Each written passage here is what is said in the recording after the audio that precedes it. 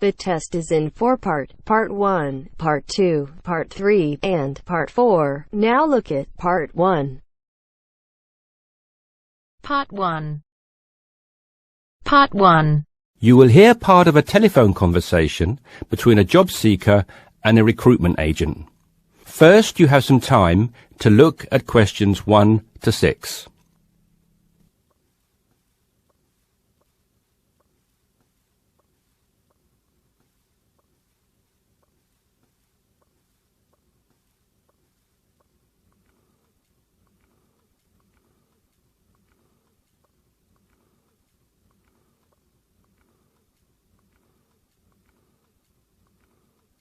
You should answer the questions as you listen because you will not hear the recording a second time.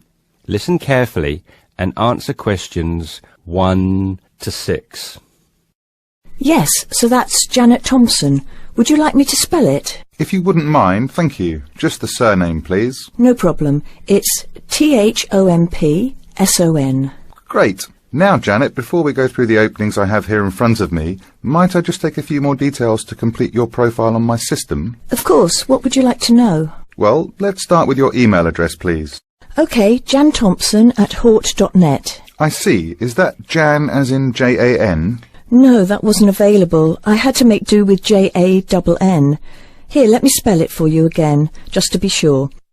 JANNTHOMPSON@hort.net. Much obliged. And could I ask, do you have your referee details to hand? Yes, what do you need? I need one work reference and one character reference from a friend or colleague.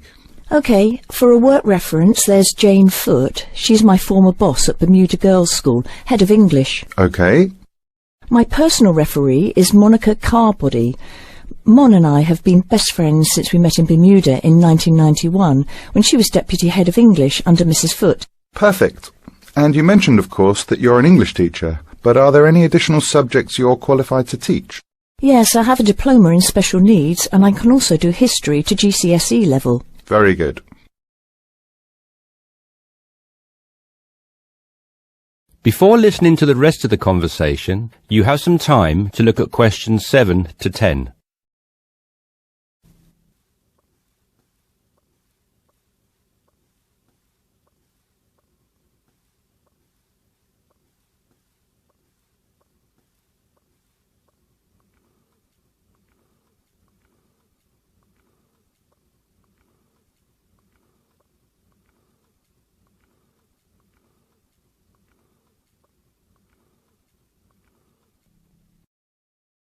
Now listen and answer questions 7 to 10.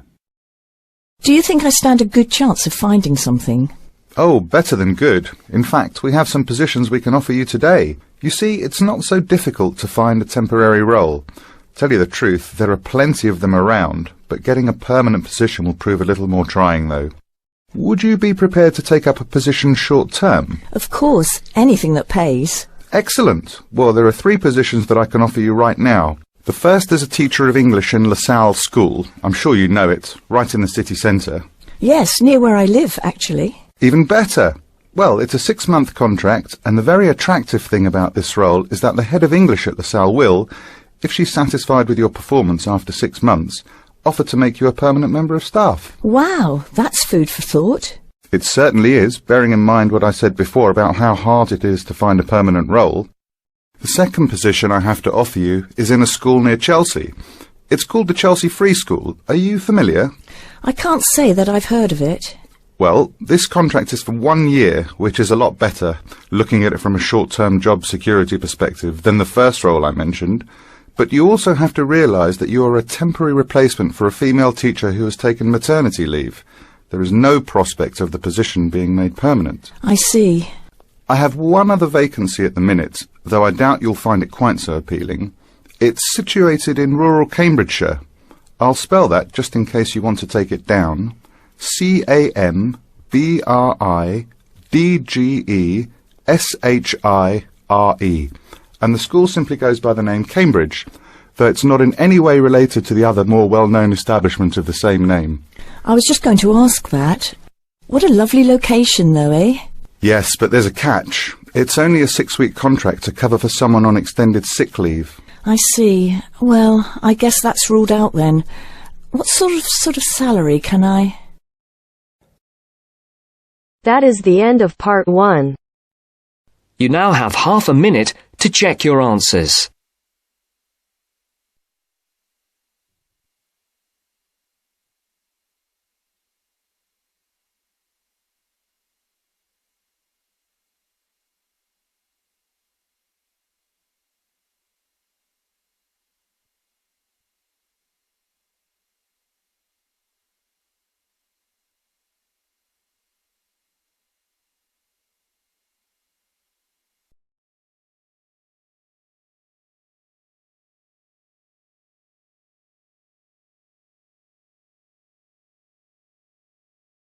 Now turns to part 2.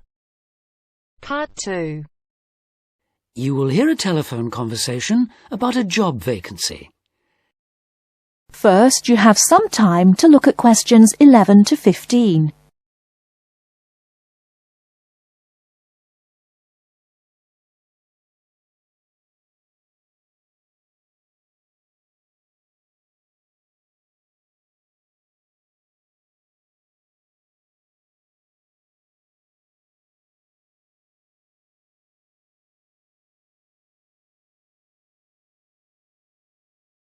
Now, listen carefully and answer questions 11 to 15.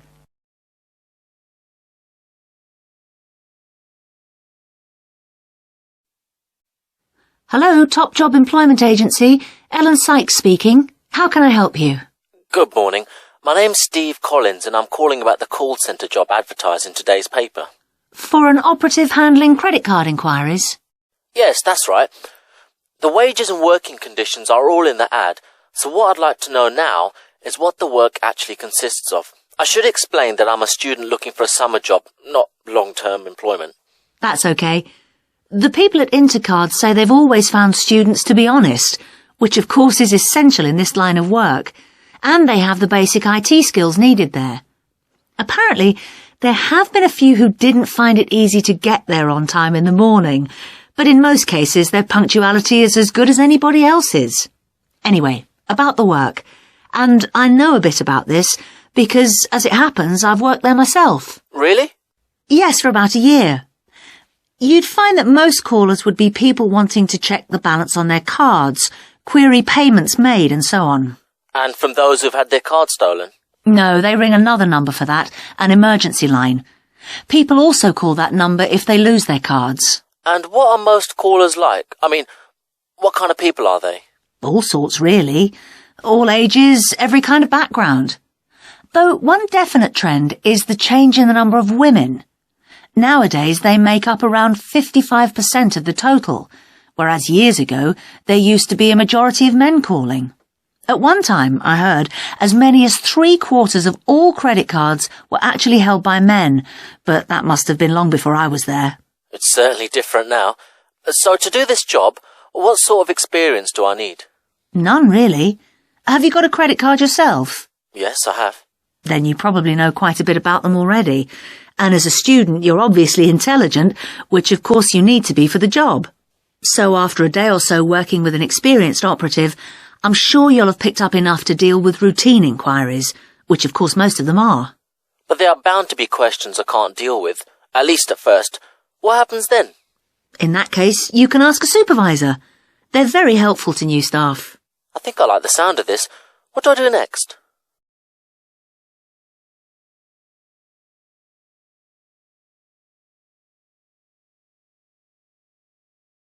Before you hear the rest of the talk, you have some time to look at questions 16 to 20.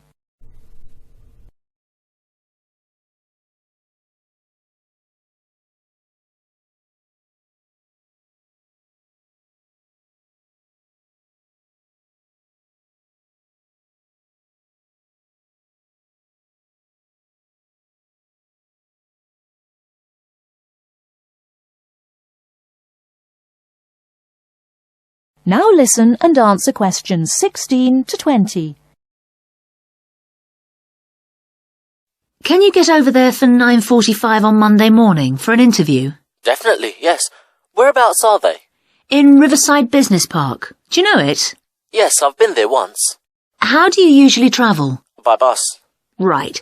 So you take either the 136 or 137 to the bus station, and when you come out of there, you turn right. Along Orchard Road, that is. The road from the railway station? Yes, that's right. You go past the petrol station next to the car dealers, then carry on down the road. Do I take the first left at the main car park? Well, you could do that, and walk up Newfield Avenue alongside the shopping centre, but it's a long way round. I'd suggest continuing along Orchard Road with the water company and then the insurance offices on your right.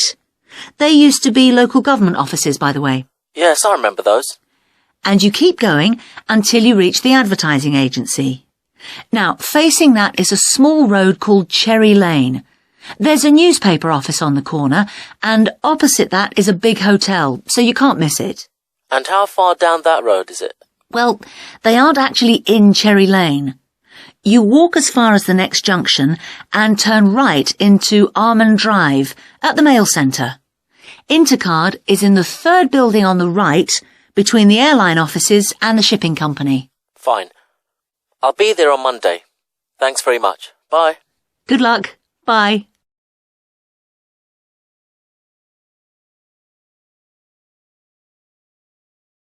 That is the end of part 2. You now have half a minute to check your answers.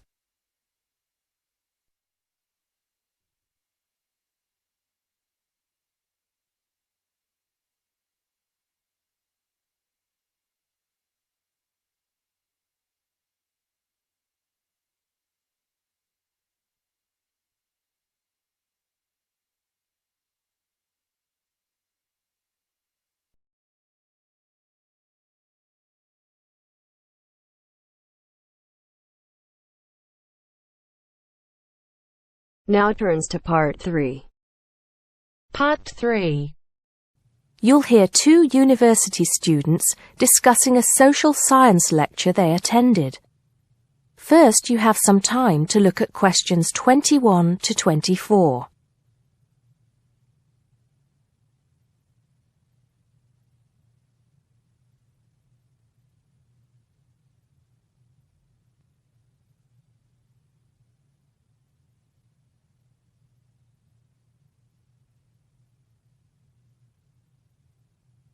Now listen carefully and answer questions 21 to 24. Did you go to the first social science lecture yesterday? Yeah. Didn't you see me there? No. I was trying so hard to understand the lecturer. What didn't you understand? A lot of it, really. For example, he said we needed to study history as part of the course, but I didn't get why. You probably missed it. He said early on that we need to learn from our past mistakes. Right. But he also said we need to put ourselves in the place of our ancestors. Why is that? I think the point is that it's not enough to know how they lived and what they did. We need to know what they thought. I see. And I've written transferable skills in my notes next, but I have no idea what that means. If you study social science, you learn skills that you can use in a job. Oh, right. Is that all? Okay, but why is that? The point he made was that in studying social science, you use a flexible and adaptable approach to learning. Before you hear the rest of the conversation, you have some time to look at questions 25 to 30.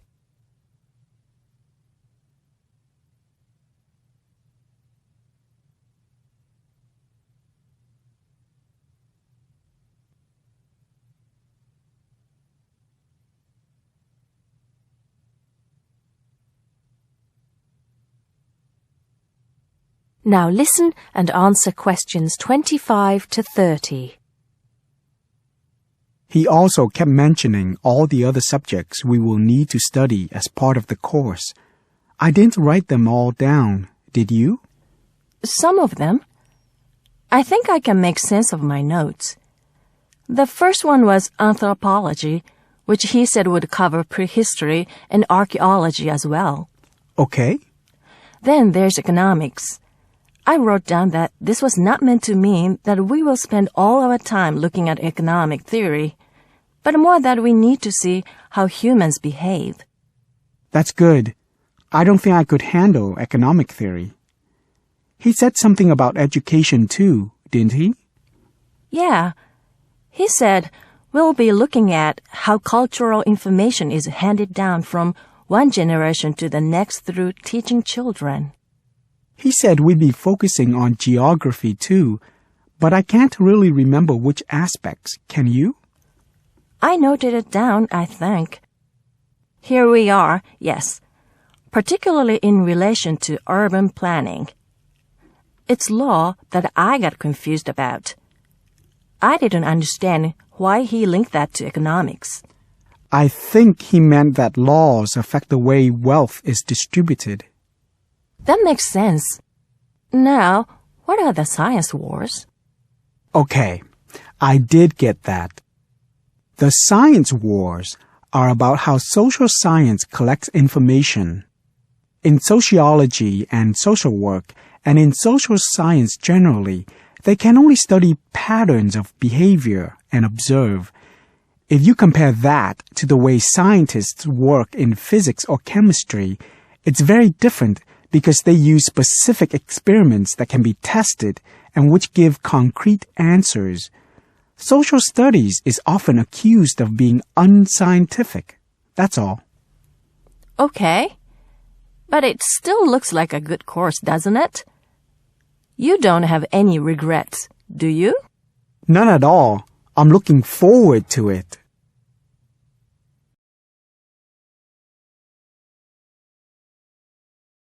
That is the end of part 3. You now have half a minute to check your answers.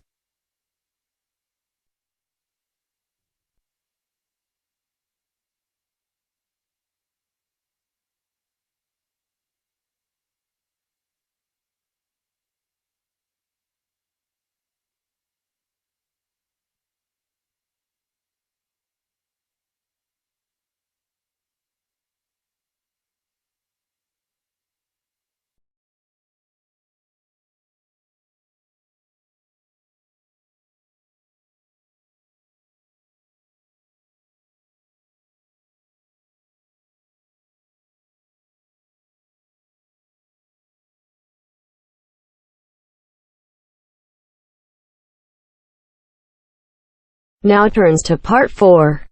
Part 4. Listen to the last part of the lecture. As you listen, complete the notes below. First, you have some time to look at questions 31 to 40.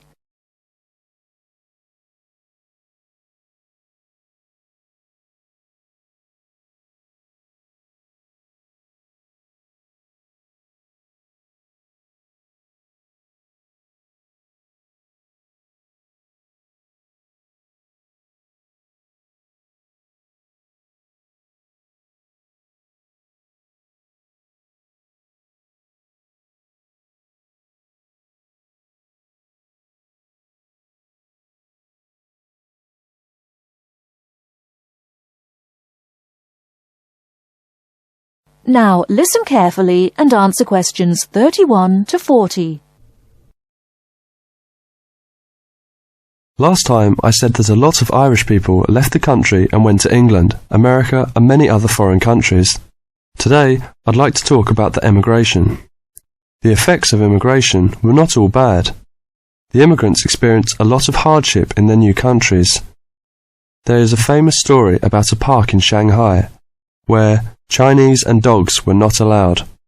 Well, in England, until into the 1950s, signs for jobs sometimes read, "Irish need not apply." The immigrants often experienced discrimination, but they formed many organisations to look after their fellow immigrants. Many of these organisations later became very important. In America, the Irish chose politics as the way forward, and significant cities were controlled by Irish politicians. This movement reached its peak with the election of John F. Kennedy in 1960.